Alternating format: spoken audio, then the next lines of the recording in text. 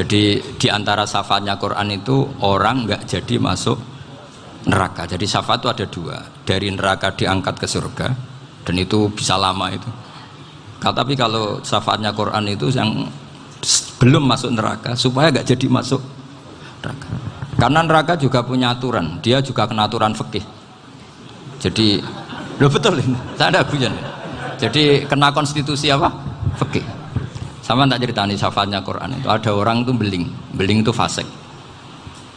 Itu dihafal surat Tabarok. Hafal betul. Tabarakalladzi biyadihil mulku wa huwa ala kulli syai'in qadir alladzi khalaqal mauta wal hayata.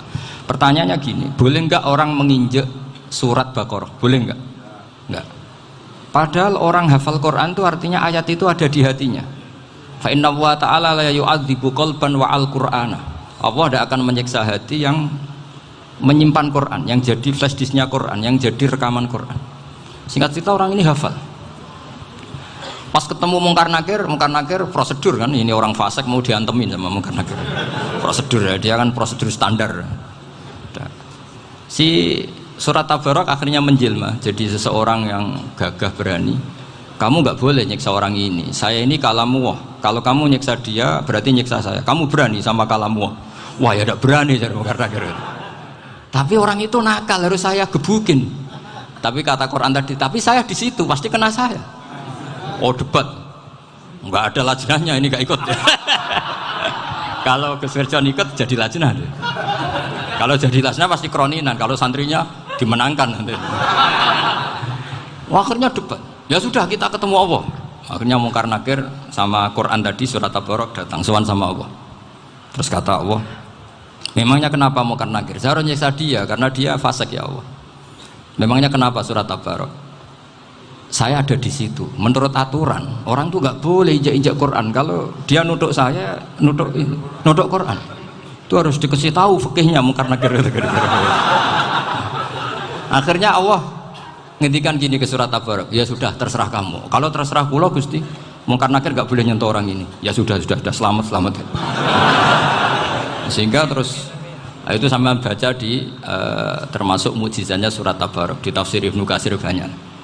Karena tadi logikanya malaikat itu juga kena aturan fikih. Sehingga banyak ulama termasuk Said Muhammad ngendikan pertanyaan Mungkar Nakir itu tidak semua orang kena. Kalau semua orang kena nanti kalau tanya Nabi Muhammad, waman nabiyuka? Kacau kan jawabnya. Nabi kamu siapa? Lu saya ini nabi. Ya kan? Lah nanti kalau pas ketemu Nabi Ibrahim, waman abuka? Jadi repot kan? Makanya ada kiai yang guyon kalau ditanya marab buka, saya ini guru tauhid sembrono. Saya ini ngajar Ummul Barohin, kamu tanya marab buka. Masyhur itu keramatnya Imam Malik itu. Ada Ashabu Malik, rajulun min ashabi Malik. Beliau ditanya Mungkar Nakir marab buka manabiuka. Imam Malik datang, ini seumur-umurnya itu ngajar tauhid. Kok kamu bedai enggak sopan kamu? Nah, kita berharap barokah sampean ngaji nanti itu. Yes. Malaikat itu anak sungkane gitu. Jadi itu. Dan saya meskipun guyon itu serius. Bedanya orang alim sama ndak itu di situ. Kalau orang alim itu guyon itu masih bener, masih serius. Coba saya bacakan ayatnya. Ala inna auliya Allahi la khaufun alaihim wa lahum yahzanun. Terus lahumul busyra fil hayatid dunya fil akhirah. Artinya kalau Mungkar Nakir dengan penampilan garang gitu, berarti ada ketakutan apa enggak? Ada, padahal ciri utama walinya Allah tidak ada ketakutan. Makanya itu termasuk dalilnya Sayyid Muhammad, tidak semua orang alami seperti itu karena wali-wali itu la khaufun alaihim wa lahum yahzanun. Wah anak kiai ketemu karena kerja buat tidur wedek. Iku dreseke ora kok pertanyaan itu, nak konan santri piye? Lho isen wis kiai dihanjuti Mungkar Nakir. Malu gak kira-kira? Mesti pelengahan konan santri piye? Nah jawabannya gampang karena pernah ngajar tauhid.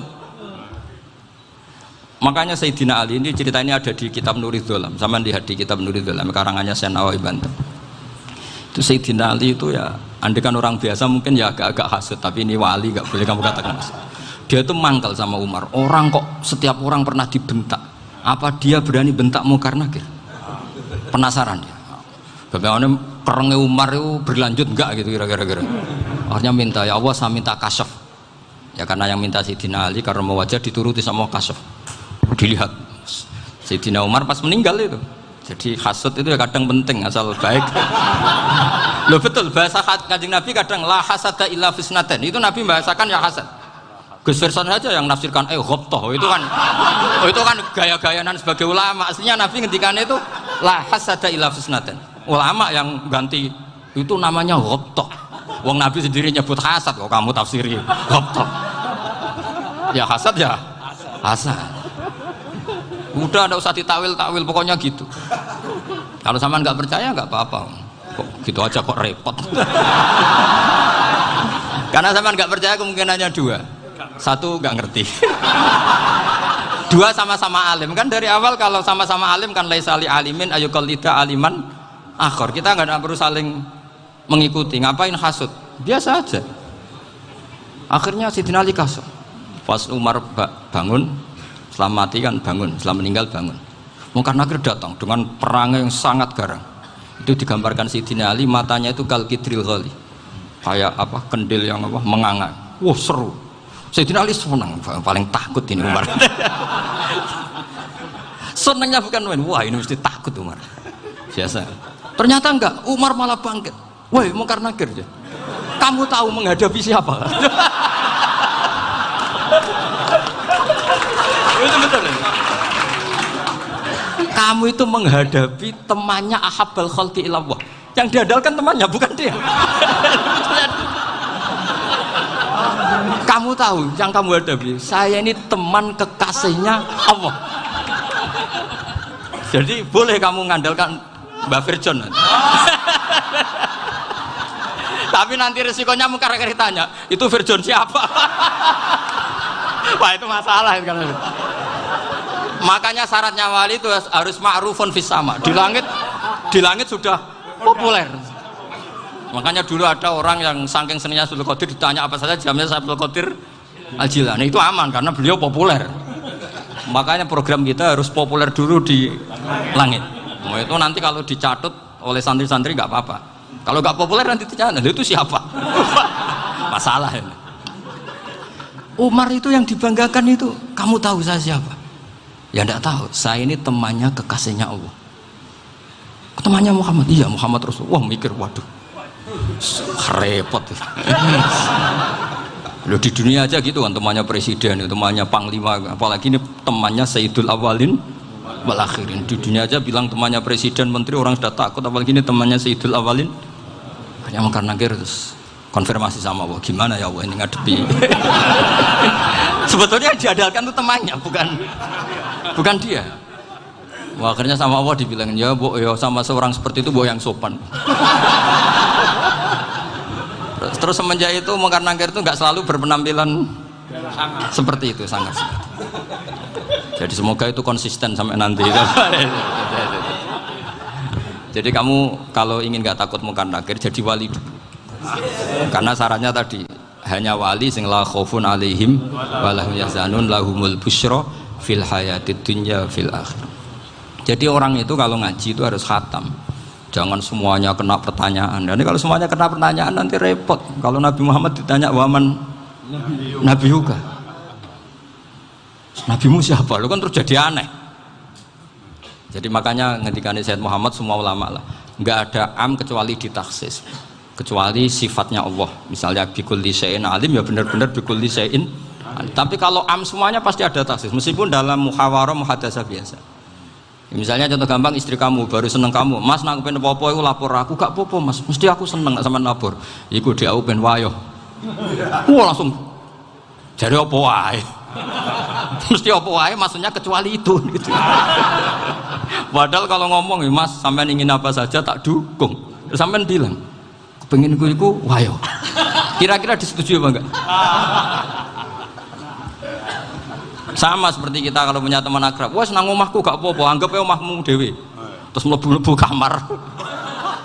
Jadi tidak ada am kecuali ditaksis. Artinya kalau ada cerita bahwa orang mati pasti ngalami ditanya Mungkar Nakir, itu pasti ada am yang ditaksis. Itu pasti tidak dialami para anbiya, para auliya. Karena ciri utama wali itu la khaufun alaihim walahum yahzanun.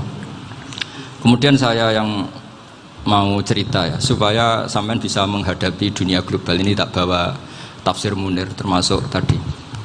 Kenapa orang Islam Rasulullah SAW itu lebih senang kalau yang menang itu orang Nasrani Romawi ketimbang yang menang itu orang Faris, dalam hal ini ateis. Karena orang ateis itu lebih ngeri. Sebetulnya beberapa penemuan sains terutama di ilmu medis itu orang Amerika, kayak cloning. Tapi orang Amerika itu masih dilarang oleh gereja untuk mengaplikasi, karena nanti bayi cloning itu dipakai suku cadang. Di Amerika masih ditentang oleh fatwa-fatwa agama baik Islam maupun Kristen. Tapi di Cina itu dipraktekkan karena nggak ada halangan agama. Di Cina itu biasa ada kondom diolah lagi jadi alat-alat aksesoris. Di Amerika tidak ada karena masih ada agama, masih ada larangan. Sehingga orang Islam itu lebih takut kalau yang menang itu Persia, karena terus cara berpikir ternyata Tuhan itu tidak ada, langit nggak ada perannya. Jadi ketika yang menang Nasrani masih berpikir itu pertolongan Tuhan, meskipun mungkin cara mengatakan Tuhan beda dengan kita. Tapi ada satu kesamaan bahwa kekuatan samawi itu ada. Jadi disebut hulibatir rum fi adnal ardi wa hum min ba'di ghalabihim sahlibun. Di sini diterangkan oleh Syekh Nawawi supaya kamu tidak salah paham. Sebetulnya kamu katakan misalnya wah itu paham liberal, sebenarnya saya tidak tersiksa. Cuma takut yang mengatakan seperti itu cek goblokir atau ngaji gitu. Itu aja masalah saya. Ini saya baca ini karangannya Syekh Nawawi karena tadi kata Mbak Firjon ngaji itu harus sama orang yang bersanad. Saya ini kalah sama beliau itu berkali-kali. Secara nasab saya harus manggil Mbah. Secara silsilah ilmu saya juga kalah lagi. Saya sering disewani sama cucu-cucu Syekhona Khalil. Kiai Siddiq itu termasuk murid dekat beliau Syekhona Khalil. Kalau itu berarti kan Gus Firjon, Ahmad, terus Mbah Siddiq. Mbah Siddiq ngaji Syekhona Khalil. Syekhona Khalil itu pernah ngaji langsung sama Sayyid Zaini Tahlan. Berarti beliau dari Sayyid Zaini Tahlan itu baru generasi kelima. Sementara saya itu sudah ke-7 atau ke-6. Saya, Mbah Mun, Mbah Karim misalnya, Mbah Hashim, Mbah Mahfud Termas, Sayyid Abi Bakar Sato, yang ngarangnya Anatul Talibin, baru Sayyid Zaini Tahlan. Berarti saya ke-7, kalah lagi. Tapi untuk jadi wali biasanya cepat saya. Karena syaratnya jadi mbah itu ngalah demi putu. Jadi kalau beliau ngotot, saya dulu Gusti, saya mbahnya. Wah itu mbah yang nggak baik. Pasti jatahnya dikasihkan apa? Cucunya dulu. Makanya Abdul Muthalib itu orang yang dapat wangsit, tapi yang jadi nabi itu cucunya. Jadi dalil saya banyak. Sebenarnya Abdul Muthalib itu sudah sering dapat wangsit. Karena saya bahasakan wahyu, Nabi yang protes, enggak nabi kok dapat wahyu. Tapi sebetulnya Abdul Muthalib itu masyhur. Kalimat-kalimatnya menunjukkan bahwa beliau itu sudah dapat wahyu kalau nanti cucunya itu jadi apa? Nabi. Makanya senangnya bukan main Abdul Muthalib sama Rasulullah. Putu seneng, mbah seneng putu. Jadi mungkin, jadi sampean enggak usah protes, Bu. Yang jadi wali kok cucunya. Dulu betul. Dulu Mbah Hamid Pasuruan itu kalau Mbah Ahmad Siddiq ke sana, Mbah Hamid Pasuruan kalau manggil Mbah Ahmad Siddiq itu paman. Tapi pamannya minta ijazah ke ponaan. Apa ya gara-gara itu memang. Kalau itu masih berlaku, apa? Ngalah tadi. Kayaknya masih, apa? Hawane masih. Karena melihat tren-tren langit masih gitu kayaknya masih. Masih itu. Ya, tapi mbahnya tetap dapat jatah, tenang saja nanti. Tapi memang sebaiknya mbah itu legowo. Rasulullah Muhammad SAW itu terkenal min dzurriyyati Ibrahim. Tapi kata Rasulullah, ana dakwatu Ibrahim wa bisyaratu Isa. Aku nganti ngene iki barokah dongane Nabi siapa? Ibrahim. Jadi dongane Nabi Ibrahim ya tiba teng putu. Jadi banyak bukti bahwa jatuhnya ke putu gitu. Tadi saya di kamar sama beliau berduaan. Nih Mbah sing dadi wali di sini, aku webah. Cocokan tadi. Nah, kenapa saya akhir-akhir ini gulirkan daftar wali? Kenapa? Saya ini resah ya, orang sudah ingin dicintai pejabat, dicintai tetangga, dicintai teman. Tapi kadang-kadang orang lupa lagi dicintai Allah. Makanya saya meskipun guyon, tapi ini amdan, bukan sahwan. Supaya orang punya cita-cita lagi jadi wali, ingin dicintai Allah. Kita ini terlalu lama ingin dicintai makhluk. Mbok ya naik kelas sedikit lah. ingin dicintai Allah Subhanahu wa Ta'ala. Meskipun saya guyon, tapi tadi guyon saya tuh lebih serius ketimbang serius Anda. Karena tak pikir. Saya tuh kalau pergi itu seneng ngebis, bukan karena saya tidak punya mobil, tapi saya sering mau butuh itu supaya nggak diganggu. Karena saya tuh harus punya waktu sendiri. Kalau bis kan ketemu orang nggak kenal, tapi sekarang ya agak susah, banyak yang kenal. Dan susahnya lagi nggak minta ijazah, minta foto. Aduh, repot tuh. Mau dibenci itu umatnya Rasulullah Shallallahu Alaihi Wasallam. Mau disetujui itu sanatnya mana? Kalau ketemu orang alim minta apa? Foto. Itu nggak ada sanatnya. Nggak tahu saya itu mazhab dari mana itu. Ya mazhab milenial yang jelas itu kan. Ini tak baca ya biar dapat, karena ini kenangan saya sama Mbak Ahmad Siddiq. Saya masih ingat betul beliau ngisi hallnya Mbak Abdullah bin Umar, berarti abahnya Pak Hamid. Karena mbah saya itu Fatimah binti Khalid bin Umar, kalau Mbak Hamid itu Hamid bin Abdullah bin Umar. Itu saya masih ingat betul zaman itu Mbah Hamid setiap hall di Lasem itu rawuh dan saya derek mbah saya karena masih misanan datang ke Lasem. Itu beliau pas itu ngisi sama Mbah Mun. Mbah Mun masih muda, Ki Ahmad Siddiq sepuh senior. Itu beliau cerita bahwa dulu ketika Indonesia dijajah Jepang itu para kiai mimpi dibacakan ayat Ghulibatir Rum fi adnal ardi wa hum min ba'di ghalabihim. Terus ada kiai yang tanya, takwilannya gimana? Ya nanti Jepang pulang bukan karena kita yang mengalahkan, tapi Jepang ada yang mengalahkan sendiri, meskipun tidak kita. Kayak dulu Faris tidak dikalahkan Islam, tapi dikalahkan Romawi, tapi yang senang umat Islam. Wa yauma idzi yafrahul mu'min. Itu luar biasa ulama-ulama kita. Delalah kejadiannya Indonesia seperti itu. Yaitu kita tidak mengalahkan Jepang, tapi Jepang pulang sendiri karena dikalahkan apa? Sekutu.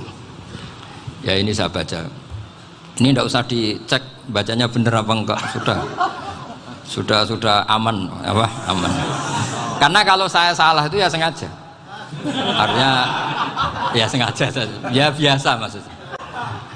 Saya kemarin ngisi di Pondok Peloso, di Pondok Al Munawir Jogja. Salah itu ada dua. Ada salah memang benar-benar salah. Itu enggak apa-apa, bisa dimakfu. Karena mesti sangke wong goblok salah yang terus itu. Ada salah bawaan ilmu, itu repot tuh dadaninnya. Karena misalnya kita yang biasa belajar qiraah sabah wayah sibuhu, mesti diulang lagi wayah sabuhu. Karena qiraahnya Imam Asim itu hasibah yah sabu bifat hisin. Sementara kita kalau ngaji kitab kulino yah sibu. Sehingga kita yang biasa belajar sabah itu kalau baca kitab itu kayak orang bingung. Kadang-kadang yang ngaji juga bingung. Gus Pak mau di bulan pilih ini. Ya tepat-tepatan. Ada yang mengatakan Gus Pak bingung. Ada yang mengatakan Gus Ba alim alamah, tepat-tepat nasib tadi. Karena memang ya sab'ah memang seperti itu. Misalnya kufuan itu Imam Asim baca kufuan. Tapi beliau punya murid namanya Syu'bah. Itu kalau baca kuf'an. Makanya kita itu, ini kan khataman Quran ya. Jadi saya menyinggung sedikit tentang qiraah sab'ah. Tadi beliau juga sudah tak kasih kitab saya Hifdzuna Liyadal Mushaf. Sama tak ajari latihan sab'ah. Memang angel ya. Makanya yang nggak bisa itu wong pinter, sudah tahu angel ya nggak usah diteruskan kan. Orang menghindari barang angel itu pinter apa goblok? Pinter. Berarti wong goblok pinter. Saya tuh makanya sama orang goblok tuh respect. Jadi orang alim tuh angel apa gampang? Angel. Menghindari barang angel pinter apa goblok? Loh, orang menghindari barang angel pinter apa goblok? Pinter. Berarti wong goblok pinter. Jadi saya sama orang-orang goblok itu respect. Sudah tahu jadi orang alim angel ya barang angel ya harus dihindari. Makanya saya ini insya Allah umatnya Nabi yang termasuk yang terbaik. Amin. Karena mencintai umatnya Nabi termasuk yang goblok. Itu tidak gampang itu. Karena tadi sudah tahu ya. Seperti itu loh orang naik panjat pinang itu yang naik karena ingin hadiah. Yang nonton sudah tahu wah licin kok dinaikin mau keplodok ya. Tapi orang sepakat yang nonton juga pinter karena sudah tahu ribet kok. Tukun yang pasar kena lah apa mana. Sama juga gitu. Ngalim tafsir angel, ngalim fikih angel. Ada karek ngaji ngerekam kan gampang. Itu pinter apa goblok? Pinter. Iya. Makanya kula niku mbok burohno ngono tok. Saya tadi dinasihati Mbak Firjon, muga-muga hati saya selamat. Saya itu meskipun kata orang banyak, muhibbin saya banyak, tapi saya insya Allah tidak riya. Saya itu pakai kitab namanya Tasbitul Fuad, itu karangannya Said Abdul Al-Haddad. Ketika beliau punya muhibin banyak ditanya, bagaimana ya Habib Anda menjaga hati Anda? Jamnya Said Abdul Al-Haddad itu unik. Innama azzamu Allah. Mereka itu sebenarnya menghormati Allah, cuma butuh sarana, dan itu saya. Jadi saya tahu sampean semua itu mencintai Quran, mencintai sunnah Rasul, mencintai hadis-hadis Rasul. Cuma sampean kan karena nggak paham, terus manfaatkan saya. Jadi sebenarnya saya ini korban. Korban. Jadi saya mau riak gimana? Korban kok mau. Bangganya di mana tuh? Coba sampean misalnya ngaji tafsir, belajar sendiri kan susah. Terkibnya susah, maknanya susah, bahkan beli kitabnya kadang nggak kuat. Loh, untuk jadi alim tafsir itu kan harus beli kitab. Loh, saya sering belajar kitab itu jutaan. Tafsir Tobari, saya pernah beli kitab Fakhrur Razi itu berapa coba? 27 jilid. Karangannya Fakhrur, belum karangannya ulama modern, Imam Sya'rawi. Itu berapa jilid? Itu jutaan. Saya kemarin juga dihadiahi kitab Pak Quraish Shihab namanya Faidul Bari fi Syarhil Bukhari. Pak Quraish Shihab yang terkenal. Dia sering diskusi sama saya. Saya ngasih hadiah beliau, beliau ngasih hadiah saya. Oh itu harganya nggak kuat. Tidak kuat kadang di Indonesia nggak ada coba. Dan sama orang hebat menghindari kesulitan itu. Nah, kesulitan itu, sebab ngaji ikut, kalau nggak paham dirukokno rekamannya sudah gitu. Pinter mana sampean sama saya? Pinter sampean kan? Bikin sosis susah, beli aja kok repot kan. Makanya nggak boleh orang bilang, wah aku goblok reso tafsir, aku wong pinter. Makanya nanti kalau saya ketemu Nabi tidak termasuk orang yang mentahkir orang Islam. Kafa bil mari isman ayah kira akhahul muslim. Jadi cukup orang itu dosa kalau menyepelekan orang Islam, termasuk darani sampean goblok itu dosa. Caranya nggak darani goblok ya tadi di logika tadi. Alim itu angel, ngendari angel itu pinter, berarti wong bodoh pinter ya sudah gitu. Tapi tetap bodoh. Tapi ini satu cara untuk saya respect gitu. Coba orang yang ngaji tafsir saya banyak, mungkin ribuan. Itu sebetulnya mencintai Quran. Karena Quran adalah kitab suci yang panduannya umat Islam. Sangat mencintai Quran. Terus kemudian mereka nggak paham. Terus mencari orang yang memahamkan. Burohno lah cara Jawane. Terus keren saya itu di mana coba? Lah terus mereka kurang ajarnya gini, kalau paham itu ya alhamdulillah paham. Kowe nak ngaji Gus Bae ngono tok. Tapi nek ora paham, ora nyalano akal ya. Mari Gus Bae nerangno cepet, mulane gak paham.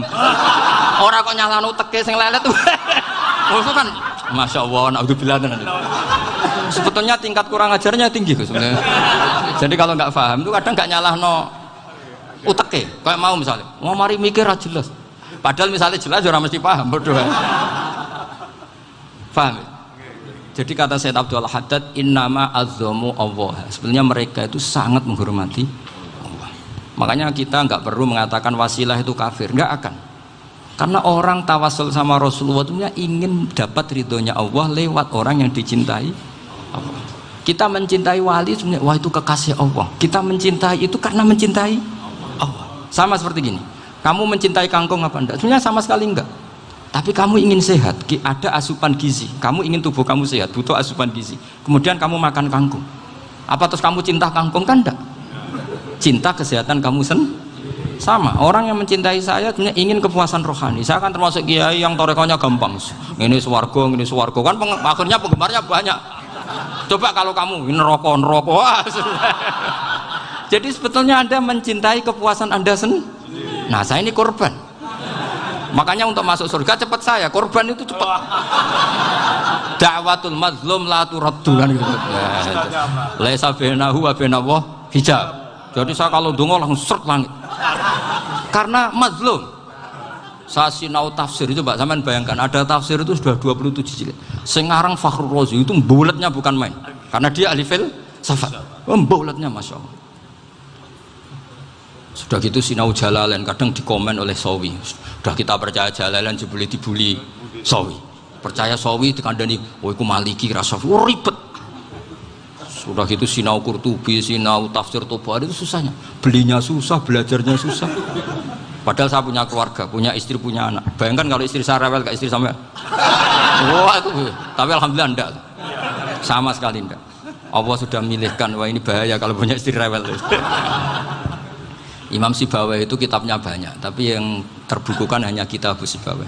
Karena beliau kalau sudah belajar lupa istri. Hanya pas beliau di pasar, kitabnya dibakar semua sama istrinya. Karena dianggap saingannya. Ternyata yang dicerai tidak kitabnya, malah istrinya. Itu Imam siapa? Sibawai. Tapi alhamdulillah kitab saya nggak terbakar, aman. Saya teruskan ya. Jadi untuk menjaga riya dilatih innama azzamu Allah. Sebenarnya mereka itu menghormati Allah. Sehingga wasail-wasail itu sebenarnya nggak pernah jadi subjek pelaku utama, enggak. Tetap Allah. Sebab itu kata Sayyid Muhammad, kamu kok mengatakan wasilah itu kafir itu gimana? Ketika innallaha qad ba'atsa lakum taluta malika. Talut itu ya manusia. PD-nya itu apa? Inna ayata mulkihi ayyatiyakumut tabut fihi sakinatum mir rabbikum wa baqiyatum mimma taraka alu Musa wa alu Haruna tahmiluhul malaikah. Jadi beliau PD itu kalau bawa sunduk semacam peti sakti, sing di situ ada baqiyatum mimma taraka alu Musa wa alu Haruna tahmiluhul malaikah. Ya kayak semacam jimat. Tapi saya bukan mensyariatkan jimat enggak, karena nanti banyak penjual yang pembohong juga gitu loh. Cuma cerita, kamu tidak usah mengatakan kafir. Dulu Tolut PD-nya kalau bawa sunduk semacam peti kesaktian yang di situ ada baqiyatum mimma taraka alu Musa wa alu Haruna tahmiluhul malaika. Sehingga Khalid bin Walid meskipun beliau sahabat dan menyaksikan wajah Rasulullah SAW, itu bawa sya'aratun min sya'aratihi Rasulullah SAW, bawa rambutnya Nabi. Perang kemana-mana itu diletakkan di pecinya. Nanti sama tanya lagi, masa pakai peci Khalid bin Walid ini? Wah panjang, sampai itu repot. Sampai tak warai ngaji usul fikih. Usul fikih itu kalau ngaji itu ada istilah tangkihul manat. Ini mesti ini wilayah yang kita bisa berdebat sama Mbah Firjon. Dulu itu musuh saya karena saya makili Anwar, beliau makili Peloso. Tapi tahu-tahu kalah tua terus saya mengundurkan diri. Di fikih itu ada istilah, ada tangkihul manat, ada tahqiqul manat, ada tangkihul manat. Tangkih itu kira-kira gini, lafadz hadis itu dibuang sekian untuk tahu bahwa itu madarul hukmi. Misalnya gini, tak beri contoh paling gampang. Sama harus paham, kalau nggak paham nggak pinter-pinter. Ja'a a'rabiyun ila Rasulillah sallallahu alaihi wasallam. Ya karena ini menghormati Mbah Ahmad Siddiq, saya orang alim, jadi ngaji ini tetap ada suasana alim. Ya harus ada suasana alim. Nggak perlu jadi orang alim tadi susah. Sudah ngindari susah itu pintar. Sudah itu aja. Jadi orang alim susah, ngindari barang susah pintar. Berarti orang tidak alim pintar. Nah, meskipun tetap sudah itu pegangi sampai mati nanti. Loh, jadi orang alim itu repot. Itu kata Imam Ghazali, kalau orang alim kalau masuk surga itu sama Allah nggak boleh. Kif, kamu nggak boleh langsung masuk surga. Coba cari umat kamu, syafaati dulu. Nah, saya takut nyari sampean nggak bisa kembali. Saya tidak punya rencana itu. Pokoknya masuk. Golek sampean kuaduan. Aduan balik raroh dhewe, wah repot nanti saya. Berat jadi orang alim itu berat. Ya saya teruskan ya. Ada tangkihul manat. Ja'a a'rabiyun ila Rasulillah sallallahu alaihi wasallam. Faqala ahlaktu wa ma ahlakaka qal waqa'tu imraati fi nahari Ramadan. Ya sinan kita, saya ini rusak ya Rasulullah. Kenapa? Karena saya menjima istri saya fi nahari Ramadan. Terus kata Nabi, kamu harus bayar kafarah. Napa Nabi kafarah? Puasa 2 bulan.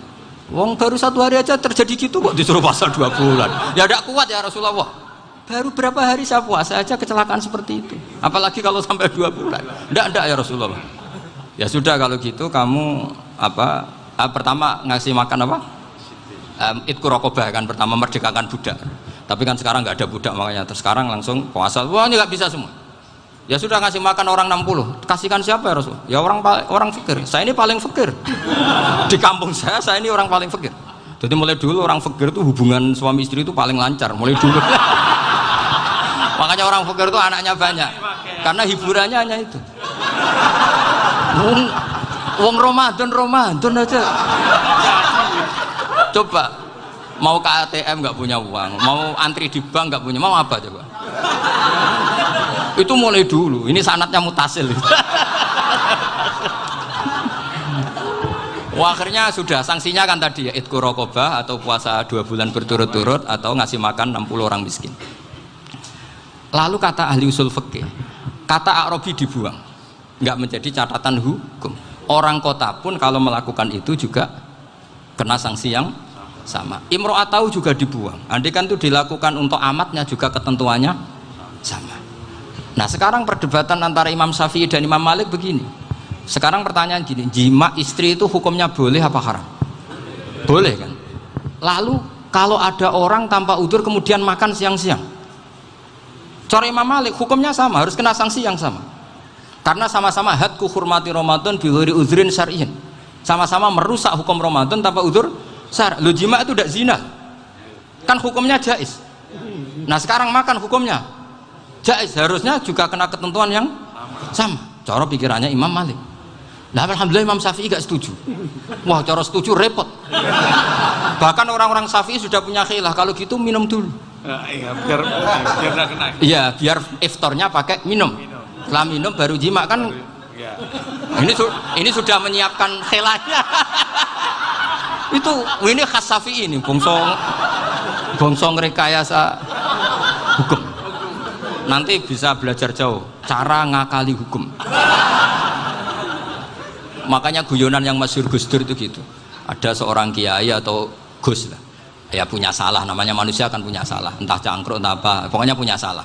Ada wartawan yang ngiranya semua kiai itu orang suci, sehingga tanya sama Gus Dur, Gus itu ada kiai kok, ya pokoknya salah lah. Tapi jangan bayangkan dosa besar, enggak, kecil-kecil aja. Itu gimana itu? Padahal kiai kan orang suci. Jawabnya Gus Dur lucu. Ya justru yang boleh salah itu para kiai, kalau kamu nggak boleh. Loh, kok bisa Gus? Karena mereka tahu caranya tobat. Repot. Kalau kamu nggak tahu caranya, sama pelanggaran hukum itu ya harus pakar-pakar hukum. Itu yang tahu caranya rekayasa. Kalau kamu ya kena pasal kan ya.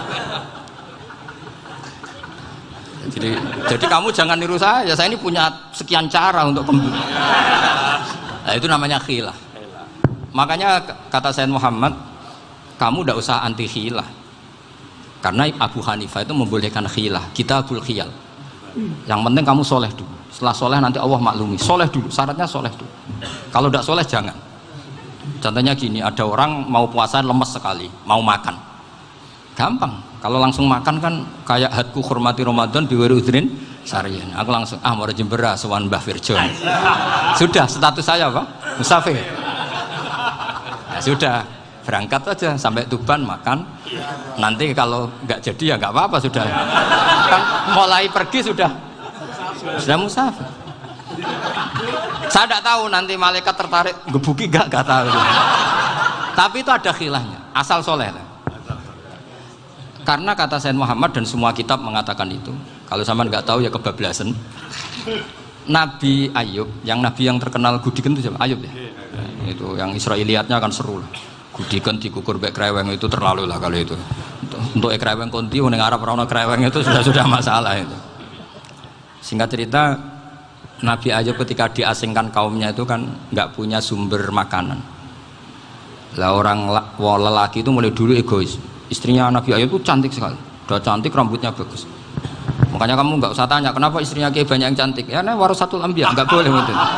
Kalau nggak cantik ya warasatul anbiya dari segi balak. Istrinya Nabi itu semuanya cantik. Nggak usah tanya sebabnya apa, pokoknya gitu, semuanya cantik. Singkat cerita, beberapa kali istrinya Nabi Ayub itu kerja demi bisa nafkahi Nabi siapa? Suatu saat itu tidak ada pekerjaan yang cukup untuk beli roti. Satu-satunya peluang dapat rezeki itu putrinya raja itu rambutnya berondolin. Terus ada sayembara siapa yang rambutnya bagus mau dibeli. Sampai rambutnya istrinya Nabi Ayub itu dijual. Nabi Ayub tersinggung karena itu mengurangi kecantikan. Jadi lelaki mulai dulu gitu. Udah nggak urun kalau istrinya nggak cantik itu komplain. Itu khasnya lelaki. Jadi kalau kamu gitu ada sanadnya juga, tenang saja ya. Komplain ya pegawaian itu. Saking mangkelnya Nabi Ayub terus ngendikan la adriban naki mi'ata sautin. Kamu akan saya pukuli dengan mi'ata sautin atau dengan 100 cambukan. Atau mi'ata dikhtin atau mi'ata apalah sesuai konteks zaman itu. Engko namanya pecut tuku konti kok ribet lagi.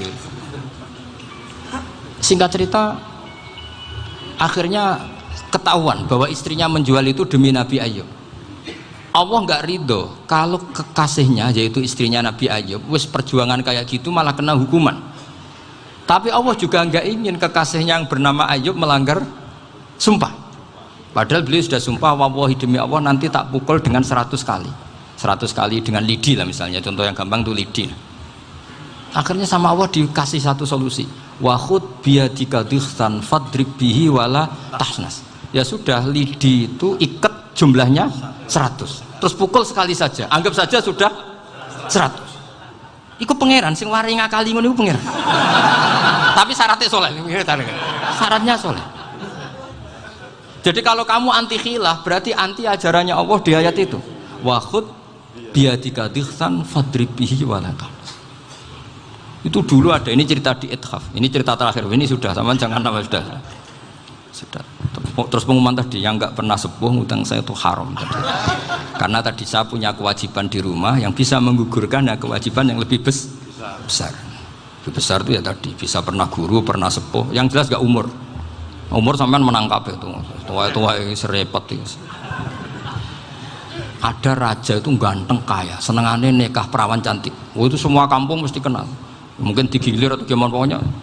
Suatu saat ada pemuda suka sama perempuan yang di kampungnya, cantik sekali. Kemudian pemuda ini ternyata pekerja di kerajaan itu. Tiap hari ditanya, wah itu yang di kampung yang cantik siapa? Mau saya nikahin gini. Wah bahaya ini saingannya raja. Jadi yang dibidik pemuda tadi itu saingannya. Si raja ini orang yang namanya raja kan gengsinya tinggi. Kaifatang kihuha wa qad ra'aitu qad qabbalaha rajulun. Kok mbok nikah piye? Saya itu pernah melihat dicium lelaki. Wah, gak mau. Gak gelem wis kadung ditambung lan wa qad qabbalaha rajulun. Saya pernah melihat sendiri qabbalaha rajulun, dicium oleh lelaki. Wah, sudah gak minat raja langsung gak keren. Suatu saat pemuda tadi nikahi perempuan itu. Rajanya marah-marah, kamu lelaki gak punya harga diri gini. Gak punya selera, gak punya harga diri, sudah pernah dicium orang kok tetap dinikah. Terus bilang ke raja, ta'rif manir rajul, lelaki itu siapa? Abuha. Kamu tahu lelaki itu siapa? Sopo? Abuha. Bapaknya. Saya kan hanya bilang rajulun. Pernah dicium lelaki. Lah pikirannya raja itu lelaki kue-kue ngene iki. Tapi butuhnya canom mau rojo ben gak sido itu aja tuh. Baru kayak digulirkan gitu, wakot kebalah rojulun. Wah nggak mau. Setelah itu suatu saat pegawainya tadi kayak perempuan. Kamu nggak punya harga diri gini. Kamu tahu mandir rojul apa abuha? Wah nak ngono aku gak poho-poho. Lah monggo sakniki wis bojo kula. Ora trimo wis diambung wis macam-macam. Lah itu namanya khilah. Apa? Khilah. Kalau di Balawa disebut tauriyah atau apalah. Tapi saya tidak ngajari sampean seperti itu. Sudah pinter sebelum saya ajarin. Bangsa ngakali kan sudah pinter. Ya ini terakhir tak baca Arabnya saja nanti. Bismillahirrahmanirrahim. Biar dapat barokahnya Syekh Nawawi juga barokahnya guru-guru. Bismillahirrahmanirrahim. Wasababu nuzuli hadil ayati annahu kana baina farisa war rumi qitalun wa kanal musyrikuna yawadduna antaghliba farisu ar-ruma. Di anna farisa kanu majusiyan ummiyin wal muslimuna yawadduna ghalabatar rum ala faris liqaunihim ahla kitabin. Jadi zaman dulu orang Islam lebih senang kalau yang menang itu orang Nasrani. Kalau bandingannya ateis. Karena bagaimanapun percaya kekuatan langit. Sementara orang ateis sama sekali tidak percaya kekuatan. Apapun bedanya kita dengan Nasrani itu ada kesamaan, yaitu percaya adanya kekuatan langit. Sehingga ketika orang Romawi kalah itu orang Islam ikut susah. Paham ya? Makanya ini tak baca biar sampean enggak macam-macam pikirannya. Fab'atha Kisra saat terusnya ya pokoknya seperti itu. Akhirnya Rasulullah SAW berdoa lebih seneng yang menang itu Rom karena ahli kitab. Artinya apa? Kemenangan ahli kitab adalah kemenangan makhluk atau hamba Allah yang mentautkan kekuatan kita di bumi dengan kekuatan langit. Makanya saya berharap selain kita ikhtiar medis, kita harus memperbanyak istighfar. Bagaimanapun semua itu dari Allah Subhanahu wa Ta'ala. Kita menghormati negara dengan ikhtiarnya, tapi saya mohon sekali kita juga istighfar, karena semua itu juga ditentukan oleh Allah, oleh langit. Ya, saya kira demikian. Assalamualaikum warahmatullahi wabarakatuh.